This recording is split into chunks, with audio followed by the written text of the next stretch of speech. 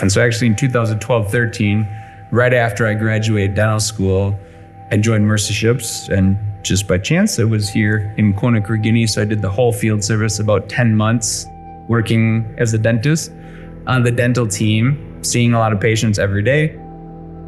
I mean, I gained a lot of experience, met a lot of awesome people, but we would just continue seeing patient after patient after patient after patient after patient after patient, right? The line never stopped, just kept growing and growing and growing, right? And so you start looking at this problem, especially when you've been doing it for 10 months. There's some foundational principle that you're not hitting here, because why is that line growing? If the need is that much, why is the need that much? That experience with Mercy Ships in 2012-13 really got me interested in expanding and understanding and trying to learn more of how to affect the dental system here in Guinea. That was the start of how I got here. Why I'm here now? You wake up every day, and if this is the place you're supposed to be, you stay there. That's it.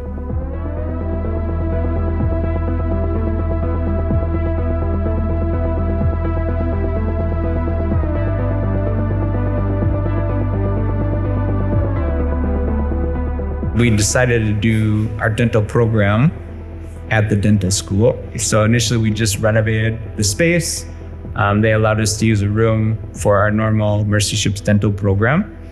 And then during the field service, the dean at the time asked if we could incorporate some of the students into our program so they can get some experience in clinic.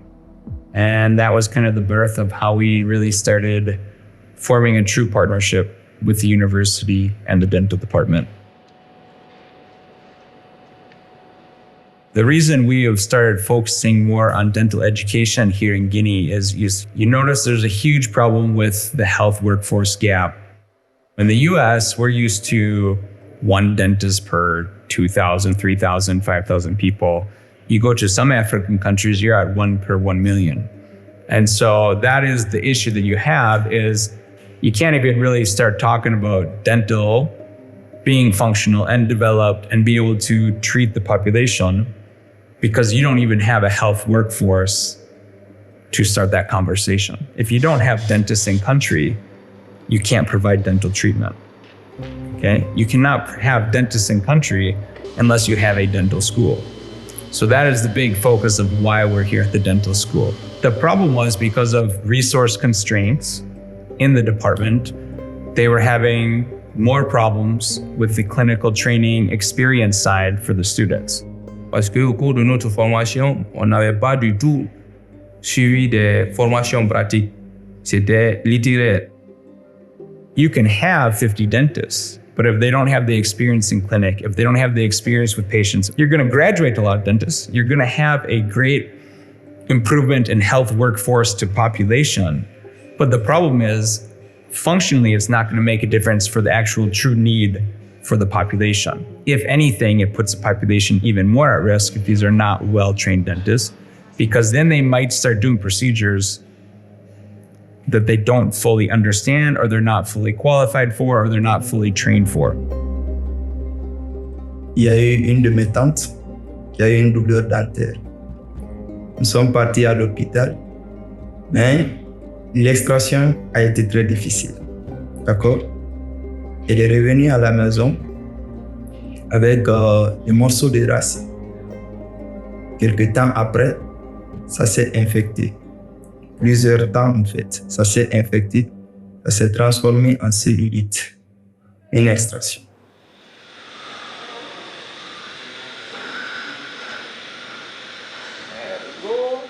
Donc, j'ai vu ça comme une chance pour moi de venir suivre la formation afin d'être prêt pour pouvoir aider la population. Car on dit plus souvent, celui qui ne vit pas pour servir ne sert à rien. Donc c'est ce qui nous motive beaucoup plus. We have more students that want to come in than we can handle. And that's not due to the personnel here, it's due to the actual physical space for training. So we are expanding the dental school by creating a clinical training center. right? And that's doubling the amount of dental chairs, along with tripling, quadrupling the amount of dental radiology areas, and then we'll be tripling, quadrupling the size of the dental simulation space for students. And those are kind of the areas we've seen over these past 3-4 years that make the biggest impact of improving the clinical skills for students.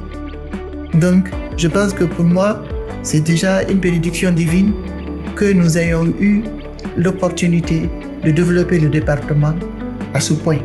Je pense que pour moi, c'est plus qu'une joie, c'est un rêve qui se réalise.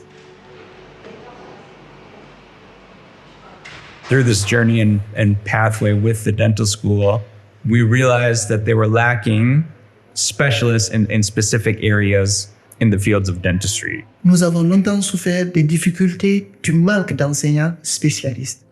So currently, Mercy Ships has an agreement with a dental school in Morocco that offers specialization training. That agreement allows us to place Ghanaian dentists, and we specifically chose dental students that spent time with Mercy Ships in their training.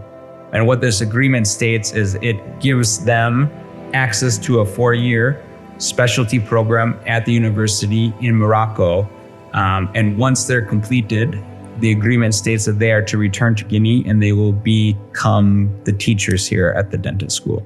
C'est une première, mais en tout cas dans ma carrière, c'est la première fois que je vois ce type de partenariat pour les spécialistes. Et j'espère que ce partenariat ne s'arrêtera pas. Ça va tout changer. Ça va tout changer parce que là, on n'a pas tellement de spécialistes. On n'en avait pas dans certains domaines, carrément du tout. You very rarely find a group of people like that are willing to dedicate and work hard and focus and do whatever is necessary to make big changes in themselves, to make big changes for the school, and also have that understanding that everything they're doing is going to make a big change for the Guinea dental system. On est conscient vraiment de ce qui nous attend demain. Ça, c'est une grande responsabilité. Je veux travailler dur parce que la seule manière de les remercier, c'est de travailler dur, rentrer au pays et servir. J'ai hâte de terminer cette formation et rentrer chez moi, partager la formation que nous avons reçue ici. Parce que le besoin est là-bas, on connaît les besoins, on connaît les problèmes, je pense qu'on sera les solutions.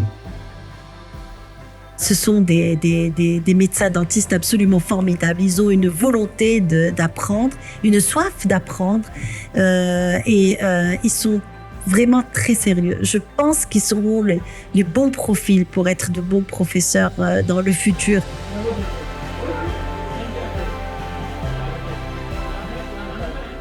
Dr David a inculqué à nous la force, le courage d'apprendre. Il nous a fait rêver. Il m'a permis de savoir que les études, ce ne sont pas seulement d'être intelligent, mais par contre, c'est d'être endurant et courageux. Ça a déjà changé notre mentalité de voir notre profession. Ça nous a donné le goût d'avancer. Ça nous a donné le goût d'aller plus loin. Il a été à la base d'un tournant qui a vraiment impacté ma vie. Parce que nous aussi, avec tous les conseils qu'il nous a donnés, on va essayer de se battre. On va se battre pas pour nous seuls. On va se battre pour la Guinée. On va se battre pour faire rayonner la santé bucco-dentaire en Guinée. C'est pourquoi à chaque fois, chaque jour que je prie pour Mercy Ships et Dr David. Je prie pour eux pour qu'ils puissent davantage avoir les moyens pour aider les gens démunis et voilà, je vais pleurer. In Mercy Ships, we do anything we can for the patients, no matter what.